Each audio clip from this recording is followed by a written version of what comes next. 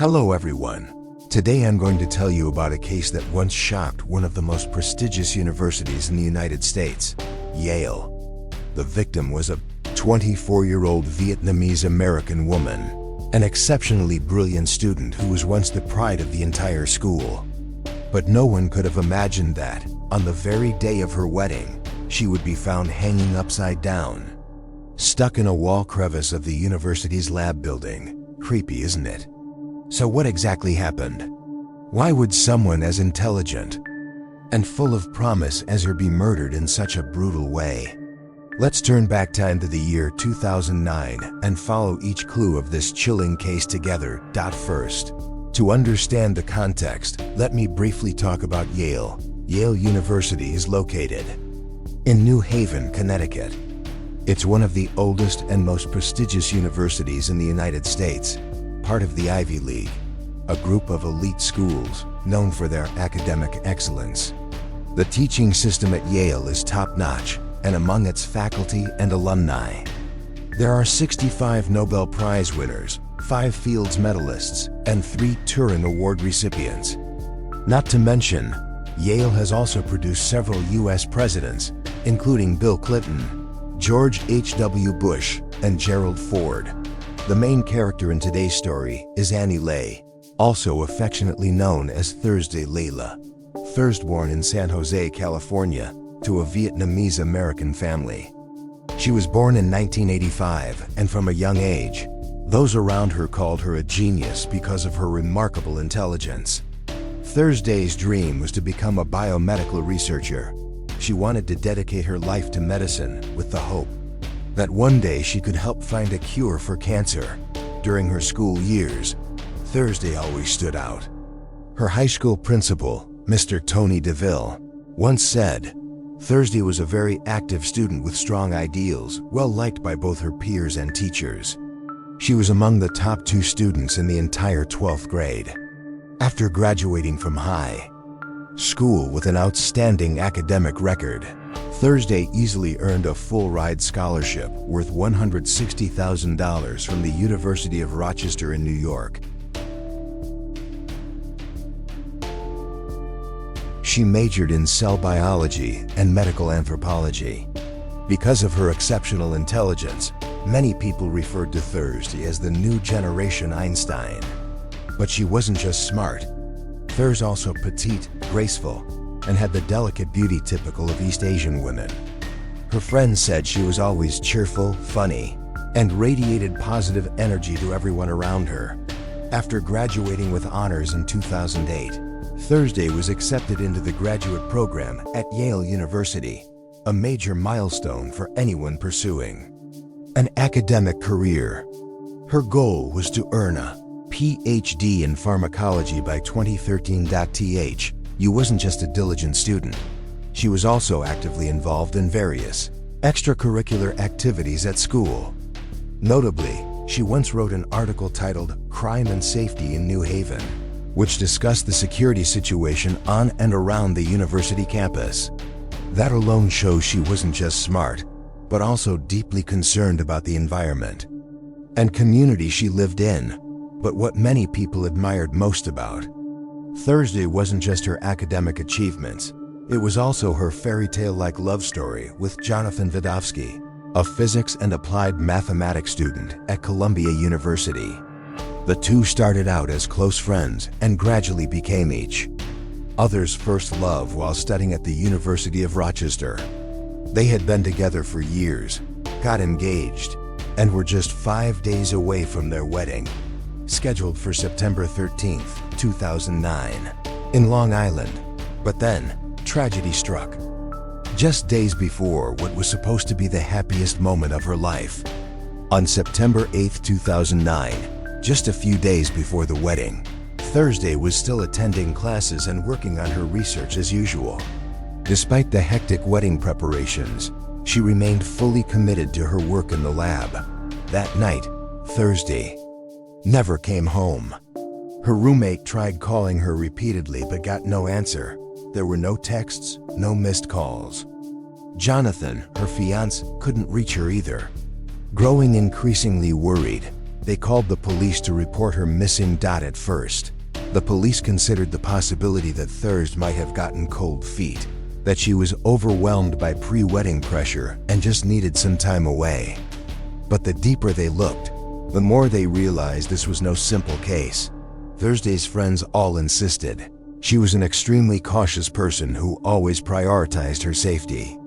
Aside from attending classes and working in the lab, she rarely went out and almost never went anywhere unfamiliar alone. When police searched Thursday's office, they found her phone and wallet still on the desk, everything neatly arranged, with no signs of a struggle or anything out of place. The lab was just a short walk away, but there was no trace of her there either. Fortunately, Yale had a strict security system in place, with as many as 75 surveillance cameras installed across campus, while the lab area itself didn't have cameras inside due to privacy policies. Key locations like entrances and exits were all monitored. And it was thanks to this system that the police were able to trace Thursday's final steps before she mysteriously vanished. The next morning, Yale University handed over the entire set of surveillance footage to the police. After carefully reviewing the recordings from September 8, 2009, investigators found that Thursday was last seen at exactly 10:11 a.m. She was wearing a brown dress, a green blouse, and appeared to be holding some documents, likely related to her research. And that was the last time she was ever seen on camera. What's especially disturbing is that after that moment, the entrance cameras never captured Thursday leaving the building. In other words, she entered the lab, but never came back. At around 12:55 p.m. that same day, the fire alarm in the lab building suddenly went off. Everyone evacuated the premises immediately, but among the crowd, Thursday nowhere to be seen. This raised serious questions for the police. If she wasn't in the lab anymore, then where did she go in that narrow window of time between 10:11 a.m. and 12:55 p.m.? Because Thursday was only about 1.5 meters tall and had a petite frame, the police began to wonder, could someone have stuffed her into a suitcase, a large bag, or even a box to smuggle her out without being noticed? So they went back and meticulously reviewed every frame of surveillance footage at the exits. But everyone leaving the building was only carrying personal items. Nothing looked suspicious at all. 3 days passed, and despite scouring every corner of the campus, the police still couldn't find a single solid lead. A heavy, somber mood hung over the entire Yale community. The university even offered a $10,000 reward in hopes that someone, anyone, might come forward with information. Thursday's fiancé flew back from New York immediately, while her parents rushed in from California, desperately clinging to the hope of hearing even the smallest piece of news about their daughter. Under immense pressure, the police decided it was time to re-examine everything, this time with a thorough sweep of the entire lab building, including the basement below. Thursday's lab was located in the basement of Yale's Animal Research Center. The moment investigators stepped in, they had to cover their noses. The stench was overwhelming, as the facility housed numerous animals for research purposes. The space was dark, cramped, and damp, creating a chilling atmosphere that felt less like a lab and more like an underground graveyard. The police immediately deployed a forensic team of hundreds, divided into 5 groups.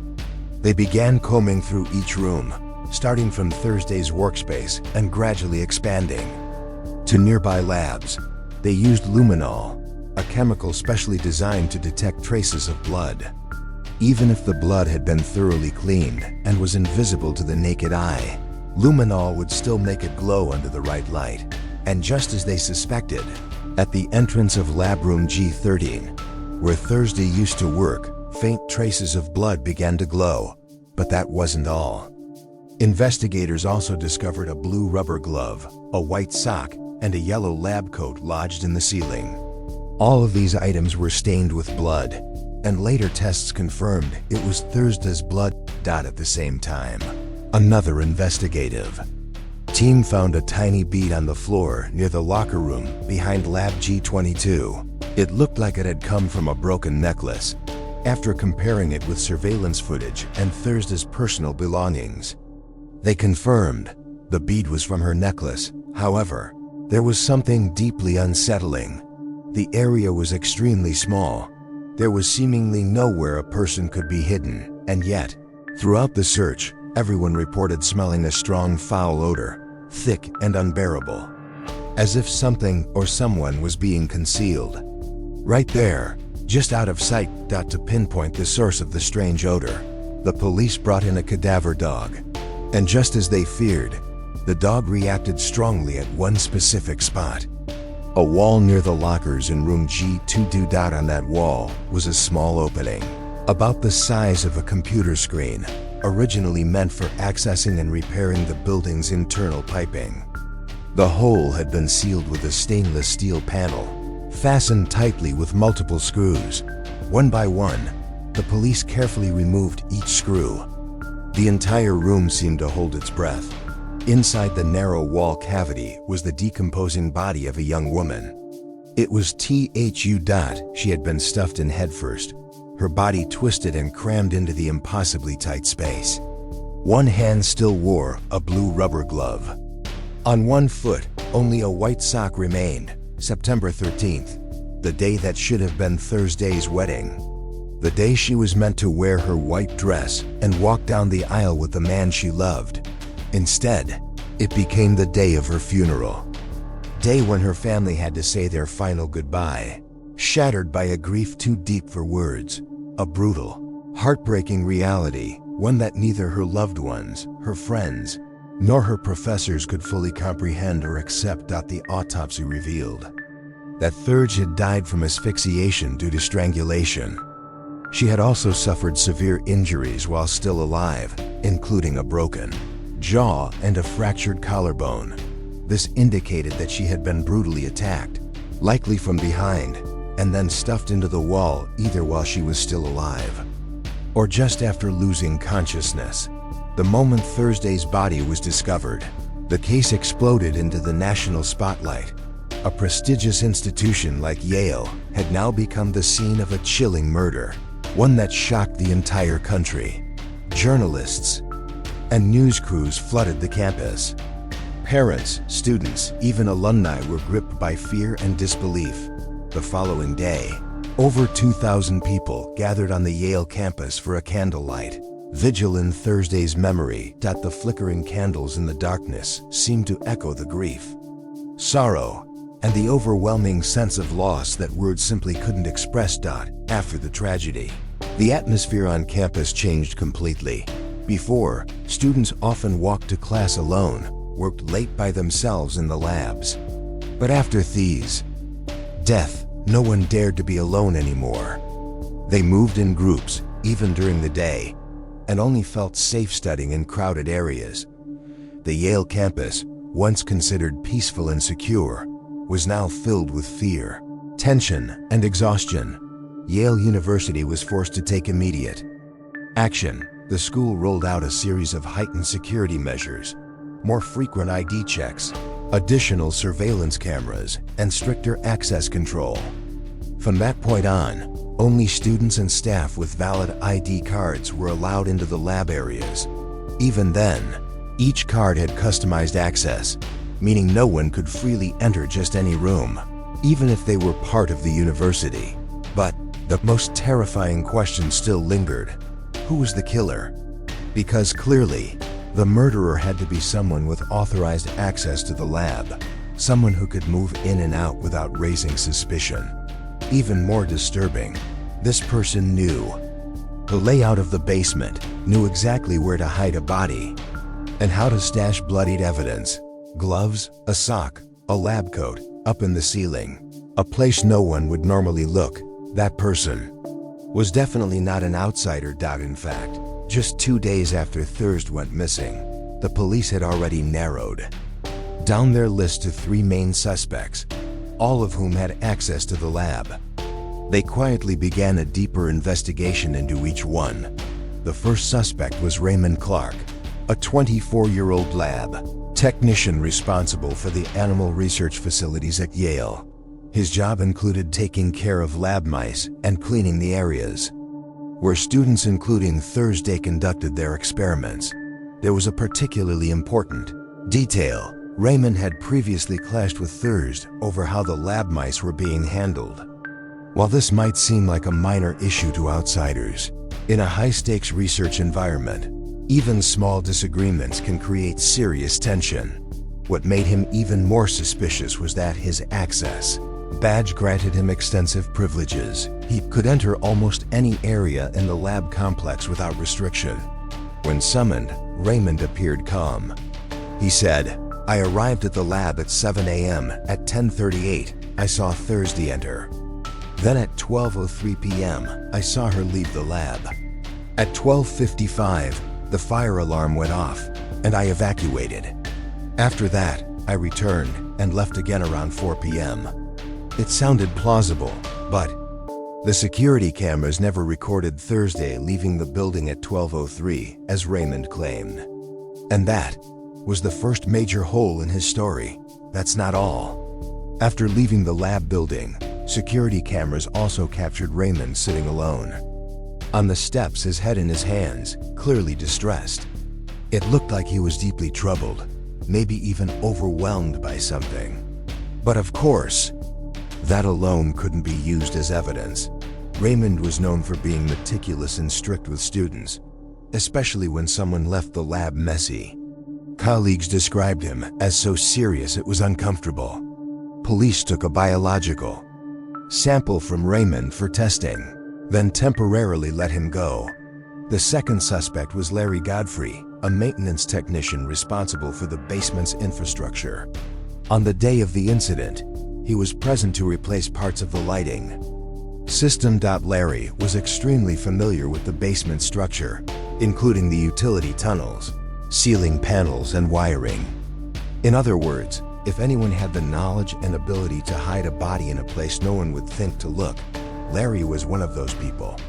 When questioned, Larry calmly recounted, "Around 11 a.m., I entered Thursday's lab to check the lights. When the fire alarm went off, I evacuated with everyone else. After things were clear, I went back in to finish the job and left the building at around 2:30 p.m. The police compared his statement with the surveillance footage and found that everything matched perfectly. There were no suspicious signs. Larry was released. The third suspect was none other than Jonathan Vidovsky, Thursday's fiancé. In many past cases, it's been shown that the perpetrator can be someone close to the victim, so the police didn't overlook this possibility. However, after a thorough investigation, Jonathan had a solid alibi and was quickly ruled out as a suspect. With few leads left, the police widened the investigation, reviewing every person with access to the lab facilities, but no new suspects emerged. Yet, the most shocking part remained. In one of the most prestigious universities in the US, with an advanced security system like Yale's, how could a young woman be murdered and hidden right inside the school for 5 entire days and no one noticed? A terrifying question that haunted not just the investigators, but the entire nation. At that moment, all suspicions began to circle back to Raymond Clark. So then, who was the real killer? Just when it seemed like every lead had gone cold, the police decided to go back to the very beginning. They meticulously reviewed every single person who had entered or exited Thursday's lab that day, and it was during this reinvestigation that they discovered something deeply unusual. The access card records revealed something shocking. Raymond, who had already been a person of interest, had entered and exited the lab 11 times in a very short period. 11 times. That was far from normal. That tiny detail set off alarm bells. According to protocol, every time someone entered the lab, they had to manually check in and sign their name with a pen. Thursday always used blue ink, while Raymond, as confirmed by previous records, consistently signed with black ink.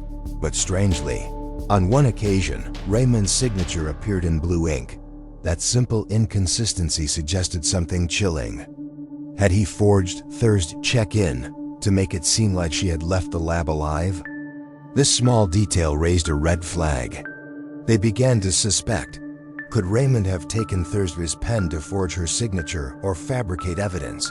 It didn't stop there. When reviewing the surveillance footage, investigators noticed that Raymond was wearing blue clothing underneath and a yellow lab coat on top.